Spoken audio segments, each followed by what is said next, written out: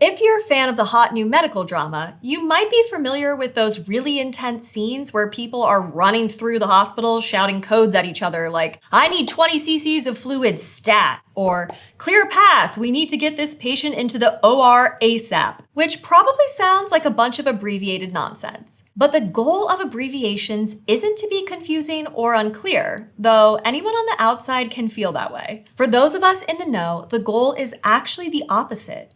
When we have specific conventions of speech or writing, like accepted abbreviations, we can say what we mean clearly, quickly, and without tons of explanation. And there are types of writing that have a ton of conventions, or guidelines that help writers communicate in a way that readers understand what they're looking at really quickly too, like resumes. Instead of writing a 10-page document full of long paragraphs about our experiences, a resume is like a recognizable abbreviation, keeping everything nice and short and clear so that hiring managers can quickly see our fit for the job. Today, let's dive into how we can make writing with a lot of guidelines work for us so that we look our best for our future employers, even at a fast glance. I'm Dr. Emily Zarka, and this is Study Hall Rhetoric and Composition.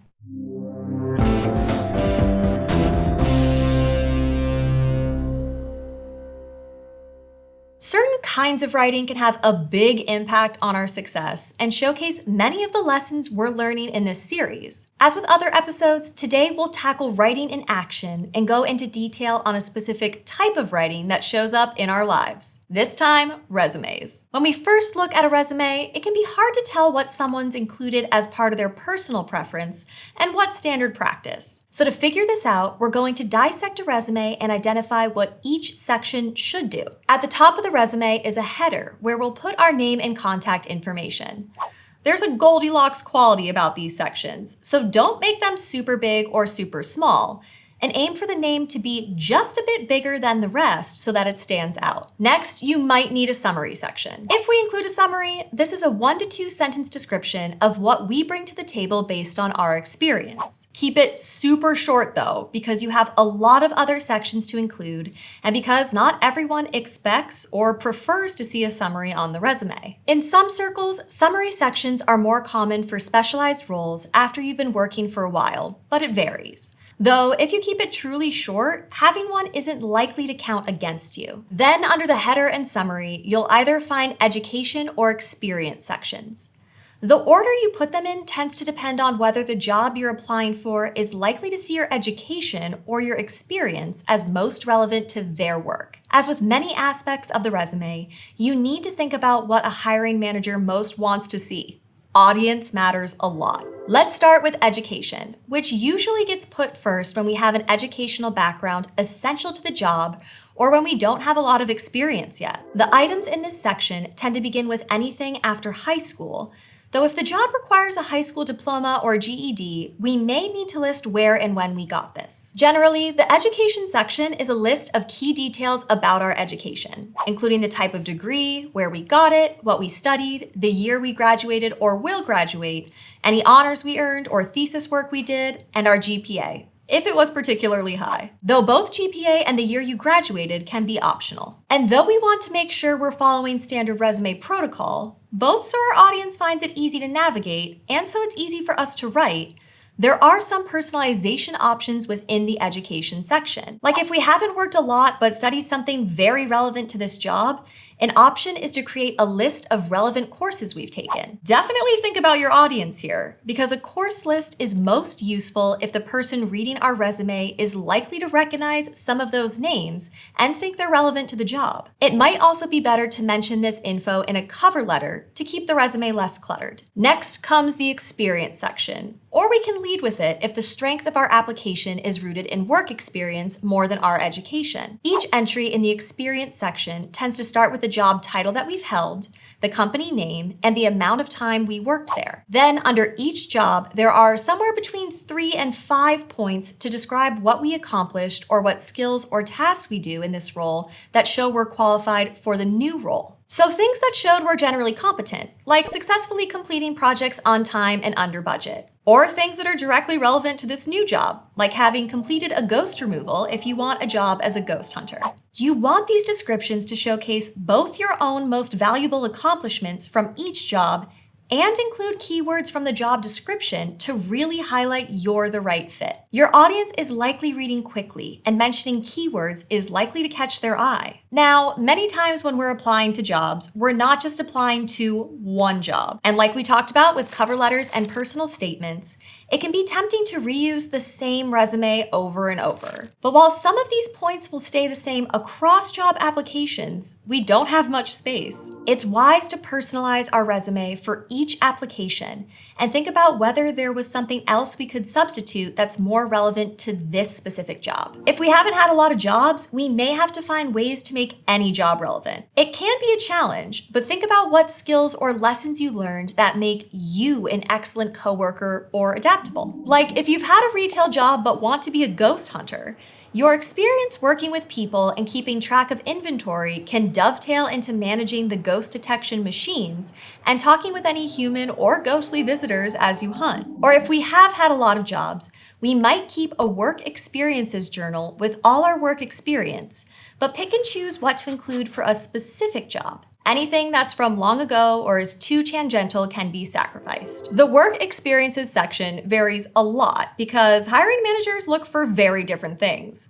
But overall, we're working to showcase the top features of the jobs that we've had while also showcasing how long we've been working in particular roles. Now, header, summary, education, and experience are the core of the resume, but there are a few other sections that are sometimes included. If we've been involved in leadership or volunteering that's relevant to this job, we might want a professional memberships or volunteer experience section. Or if we have special skills like high-level competency in relevant languages or unusual computer skills, we can also have a skills section. Be aware though that these sections take up space, so they should be things that we really want the hiring manager to know. After all, most professional resumes are 1 page long, which is usually between 300 and 500 words total. That's not a lot of space. This means most job applicants have to be choosy. There's nothing wrong with writing long first and then using revising to find the best possible 300 to 500 words.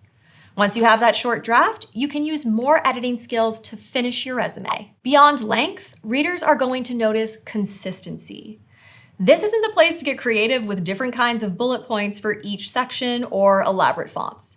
We want the info to be clear and accessible. Most people also opt for some kind of consistent order, like reverse chronological order, starting from most recent experience and working backwards. However you choose to order your history, keep it consistent. Next, we need to review our grammar. We have so few words that any typos or grammar issues stand out, since the reader doesn't know if this is the only typo we've had in months or if it's a common thing. Extra sets of eyes are so valuable on short and important documents.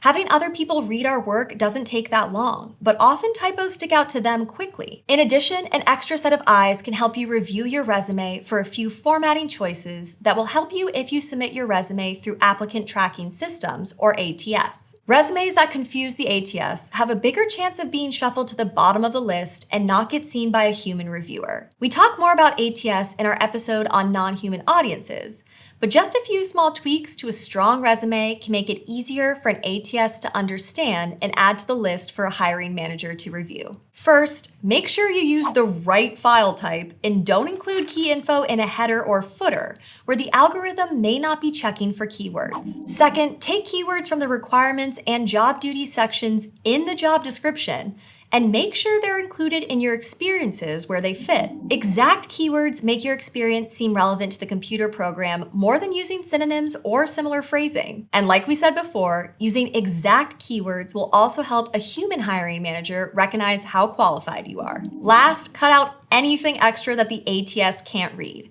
like images, complex layouts with columns, or text boxes and symbols. Make the resume's formatting as simple as possible, since that makes it easier to avoid the computer program misreading it. These ATS-focused features help you get your work through an automatic screening. But everything else in your resume is focused on impressing a hiring manager. Resumes that prove we've already done a particular kind of job well tend to be very persuasive to hiring managers. Let's look at how we can combine our ATS-based writing with audience awareness to create a resume that helps us advance in our careers. Angie is applying to be a nurse manager. After years working as a registered nurse, she wants to use her experience to supervise other nurses. First, she reviews the job description, with a special emphasis on the job responsibilities section and the experience and qualifications. She recycles some parts of her past resumes, including the header with her contact information and her education section, though she adds her recently completed Master's of Nursing. Then she turns to the summary as a place where she can quickly and clearly show her value to this employer. Under her past experience, she used to have bullet points that focused on her diverse patient care experience. Now, she writes new descriptions, focusing on her leadership. She can't convey everything she's ever done in a single page, so she's picky, leaving out responsibilities and work descriptions that won't be as relevant for her new role. She chooses to add one small additional section for professional memberships, since she's been serving as treasurer in her state's nursing association, a role that reinforces her potential as a leader. She uses her revision stage of the writing process to double-check her use of keywords from the job advertisement, making sure she's reflected in the best light for this particular job. She realizes she didn't add her CPR certification and education, so she adds that in. She also edits and moves all information out of the header and footer, where the ATS wouldn't see it. Then, she has a friend pick up her printed resume draft and look at it for 30 seconds before turning it over. Angie asks them what they remembered from that quick scan. This helps her realize that she needs to make some statements bold or put them in a larger font to make the most important things more memorable. Her friend also helpfully catches a typo that was accidentally left when she was rewording a bullet point. It makes the resume even sharper, ready to make a great first impression. Rather than being creative in the sense of making up a story, Angie had to be a creative problem solver. She has years of experience to draw on, but she wants to share only the top stuff, the things that will most impact her ability to get this first role as a nurse manager. That's a creative challenge, even if she doesn't get to change the color of her resume words or add a glamorous self-portrait. When we have a lot of constraints on what is allowed or considered right, we have to find the things we do have control over and make them as strong as possible. So we use all our revision and editing skills to keep the resume short and think carefully about what aspects of our education and experience fit the audience's needs, making a persuasive argument even in a very fact-based writing task. Creatively problem-solving through revision, editing, and audience awareness offer valuable lessons for all kinds of regimented writing. Because when we really understand what's rigid and what's flexible, we build confidence that we can meet the expectations of others and achieve our personal goals. Thanks for watching Study Hall Rhetoric and Composition, which is part of the Study Hall Project, a partnership between ASU and Crash Course. If you like this video and want to keep learning with us, be sure to subscribe. You can learn more about Study Hall and the videos produced by Crash Course and ASU in the links in the description. See you next time.